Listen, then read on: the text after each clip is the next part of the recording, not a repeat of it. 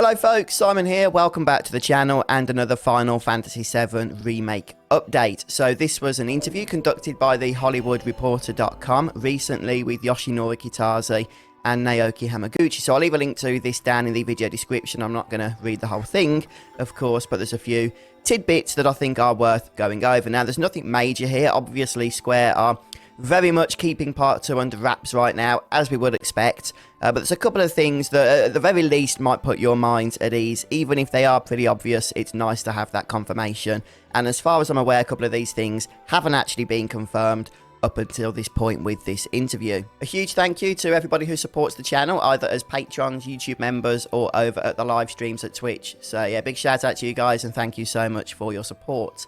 Now, the first thing we're going to talk about is the philosophy behind making changes to the original Final Fantasy VII for the Final Fantasy VII Remake. And I know as fans, we've all got our own opinions about that, about how religiously Square should stick to the original Final Fantasy VII when making it, or you know, reapproaching it for the remake. And of course, the developers and the higher-ups at Square also have their own views about this as well. You know, because the ending for the Final Fantasy VII Remake was so radically changed from the original game to the point where it almost felt like something different. A lot of people thought that was a Nomura thing, a Tetsuya Nomura idea, because of the whole Kingdom Hearts style bosses and story and all of that stuff. But it was actually mentioned previously, I can't remember the exact interview, but it was mentioned that it was Kitase that approached the Final Fantasy VII Remake with the assumption that they should be doing something new. And it was Tetsuya Nomura that actually approached the remake thinking, no, we need to really be honouring the original Final Fantasy VII by sticking more rigidly to it. So he kind of reined in. I guess they found this middle ground in the end. But without Nomura, the Final Fantasy VII Remake could have even been even more radically departing from the original Final Fantasy VII than it ended up doing. And that was, you know, that was the approach that Kitase would have taken. And he says here, in response to this question asking about the subject, we didn't lay out any rules in particular, i.e. any rules of how far they could deviate or not deviate from the original source material.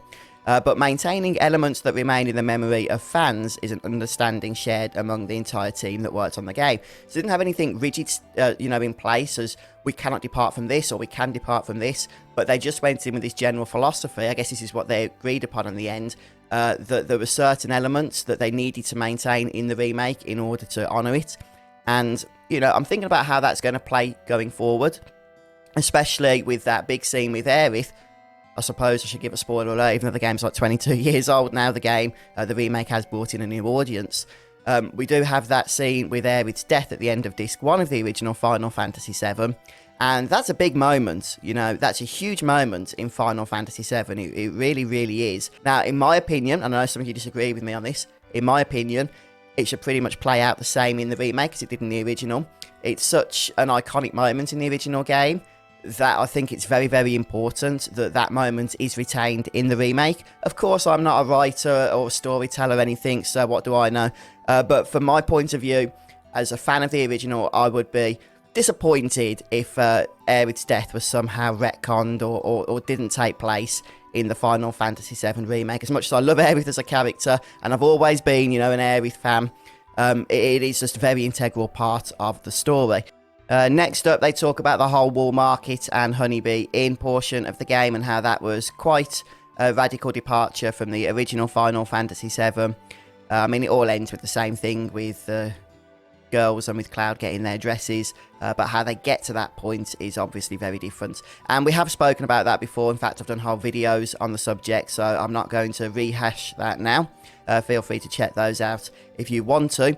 Next up, then, we speak about Sephiroth and the fact that he has an expanded role in the story. Again, we've spoken about this before, even before the remake came out, in fact, when it was very clear that Sephiroth was going to have this expanded role in the game. And in the end, I think Square made the right decision. I was a little bit nervous about it going into the game because the character of Sephiroth worked so well in the original, having this mystery behind him, not even seeing him as a character until the party had left Midgar. The fact that he was so prevalent throughout the remake was something I thought wasn't going to work.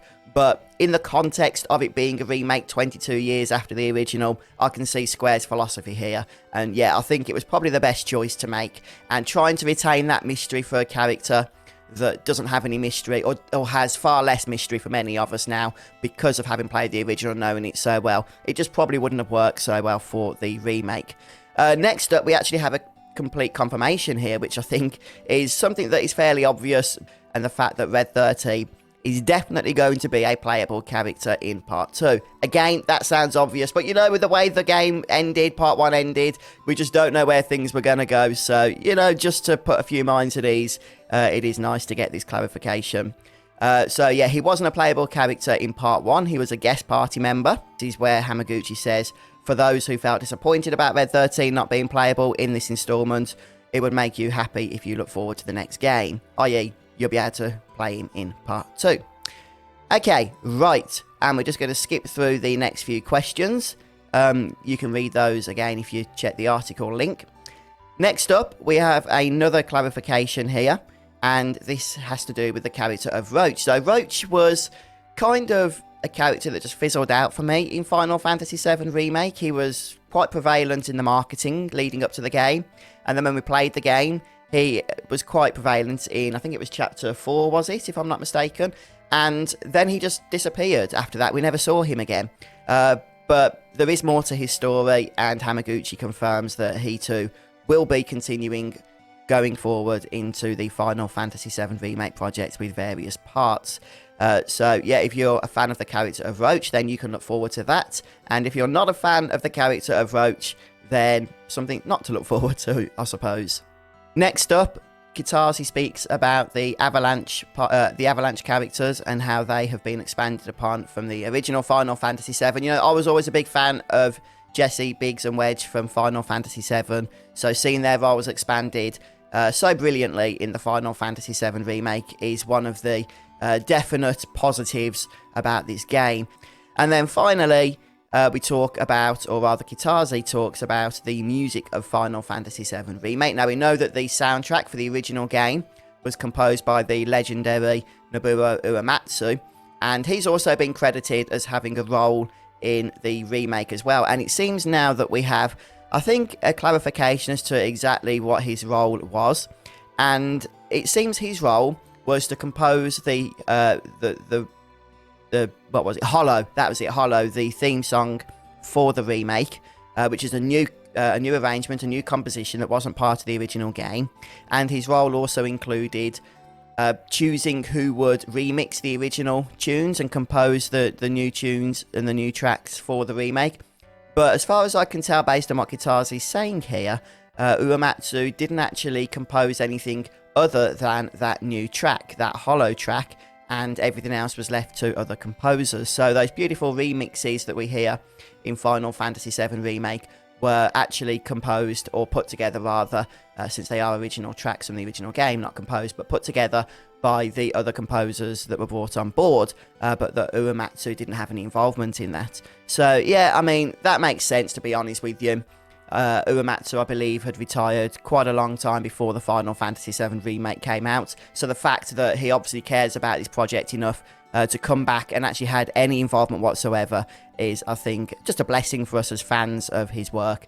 And the fact that the music of the original game is one of my favourite soundtracks of all time, it really is, and to hear it remixed and brought back so superbly for the remake is something that I was very happy about, and I look forward to some of the soundtrack music going forward as well.